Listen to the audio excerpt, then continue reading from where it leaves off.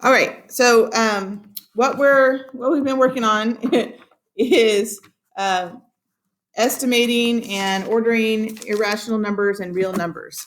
So what we did yesterday was we looked at some of these like square root of 7, 2, and the square root of 8 over 2 and ordered them from least to greatest. What we did the day before was comparing some of these expressions and figuring out which one was greater than or less than or equal to. So we're just going to do a few more examples and hopefully we'll get this concept down. I'm seeing some improvement, so that's good.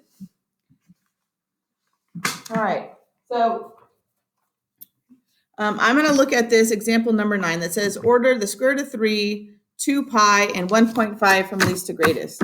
So this, there's these problems show up in different styles, I guess would be the right way to say it. So what that means is sometimes, right? So the square root of 3.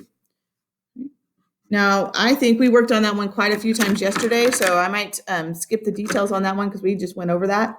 But the other one is 2 pi, right, and then 1.5. So remember the key here, if we're going to order these from least to greatest, right, then we need to change them to decimals. And so I made like a little table yesterday, right? So we had a table on our document that you guys can still access and you can look at. And I just kind of made a little table and I'm going to write the decimal down in here. Now, we know that's not a perfect square root and we know we can only estimate, right, pi. So those two we're going to have to estimate. So the square root of 3, right? So just, right, we want to think about our perfect roots. So 1 times 1 is 1, 2 times 2 is 4. So square root of 3 is somewhere in here. And you can go watch a video from yesterday or the day before, but we have found that the square root of 3 is approximately 1.7, right? So 1.7 squared is 2.89, which is, right, so that means the square root of 2.89 is 1.7, and that is really close to the square root of 3, right, 3.00 that is the closest decimal. So these two are very close together. Okay, now what about 2 pi, right? So 2 pi.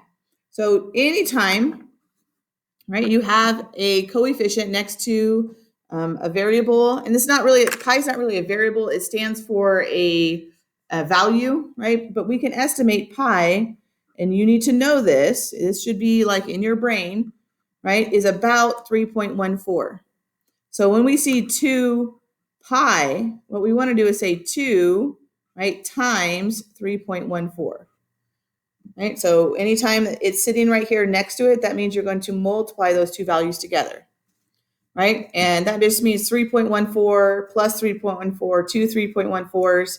And so these are all just going to double. So this is going to be a 6, a 2, and an 8, 6.28. Okay? And then we have 1.5. Well, this should be really easy to order from least to greatest. This is obviously greatest.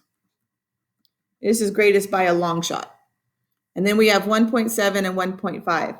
Well, another way you guys could have gone here, right, is we could take 1.5 squared. So that would be another thing you could do. Instead of estimating this to the nearest tenth, we could have tried to see what 1.5 squared equals. And if you take 1.5 times 1.5, you're going to see that it equals 2.25.